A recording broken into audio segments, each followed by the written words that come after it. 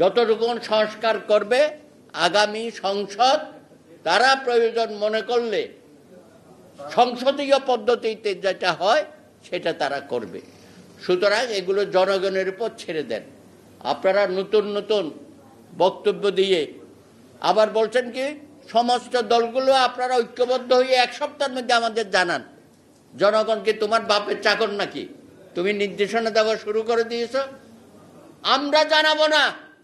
Professor Yunus, তুমি যেভাবে রাষ্ট্র ব্যবস্থাকে ধ্বংস করে দিচ্ছ, যেভাবে লোক ভাড়া করে নিয়ে এসে আমাদেরকে ঐক্যের পরিবর্তে বিভেদ সৃষ্টি করেছ, তার জন্য তোমাকে কাঠগড়ায় দাঁড়াতে হবে আগামী দিনে।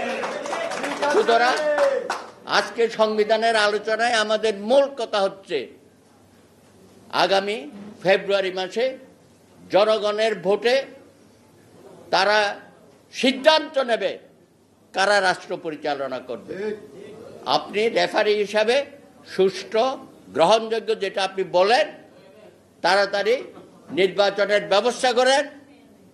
অনৈক্যের মধ্যে আপনি আবার বাতাস দিতে যেন না। আপনি এখন বলেন যে এনসিপি একটা পার্টি আছে, তাকে নিয়েও নানান স্বপ্ন আপনি দেখিয়েছেন। এই ছেলেগুলোকে আপনি নষ্ট করেছেন, তরুণ সমাজকে। এত বড় আত্মত্যাগ ৩৬ জুলাইয়ের অভ্যুত্থানে যাদের ভূমিকা ছিল, শুধু ছাত্ররা, আমাদের তরুণ সমাজ, শ্রমজীবী প্রায় ২৮৪ জন শ্রমিক এই অভ্যুত্থানে আত্মাহুতি দিয়েছে। মা বোনেরা আত্মাহুতি দিয়েছে, শিশুরা, শতাধিক শিশু আত্মাহুতি দিয়েছে। অনেকে চোখ হারিয়েছে, হাত পা হারিয়েছে, মাথার খুলি উড়ে গেছে। তাদের প্রতি যদি আপনি সম্মান প্রদর্শন করতে চান, তাহলে তাদেরকে তো আমরা বিরোচিতভাবে সম্মানের জায়গায় রাখবো। কিন্তু আপনি তাদেরকে রাজনীতির মাঠে নামিয়ে এবং তাদেরকে আবার তৃতীয় শক্তি বানিয়েছেন। বিএনপি, জামাত, আবার এনসিপি। বাংলাদেশে যেন আর কোনো রাজনৈতিক দল নাই। মামার বাড়ির আবদার, মামার বাড়ির আবদার। এই ছেলেগুলোকে আপনি বিপদগামী করেছেন। তাদের পরিবার পরিজনকেও আপনি অসম্মানের জায়গায় নিয়ে গেছেন। আজকে সমস্ত জায়গায় তাদের নিয়ে কথাবার্তা হয়, নানান জায়গায় তারা অপকর্ম করছে। একই সাথে একটি শক্তি যারা নির্বাচনে সরকার গঠন করার কোনো সম্ভাবনা নাই, তারা সরকারের বিভিন্ন জায়গায় বসে বসে সরকারের অংশীদারিত্ব তারা উপভোগ করছে। তারা বিভিন্ন জায়গায় পদ পদবি নিচ্ছে, নিয়োগ বাণিজ্য করছে, ট্রান্সফার করছে, ব্যবসা বাণিজ্য করছে।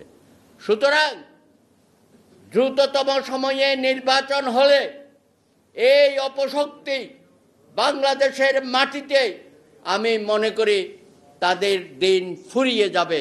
এত লাফালাফি তাদের পক্ষে আর করা সম্ভব হবে না। সুতরাং এই সংকট থেকে বাঁচার একমাত্র পথ হলো ফেব্রুয়ারিতে একটা সুষ্ঠু নির্বাচন।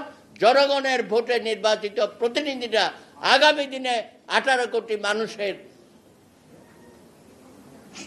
কে তারা পরিচালনা করবে এবং বাংলাদেশের যে আকাঙ্ক্ষা সৃষ্টি হয়েছে এই গণ অভ্যুত্থানের মধ্য দিয়ে, সেই আকাঙ্ক্ষা তারা বাস্তবায়িত করবে বলে আমি মনে করি।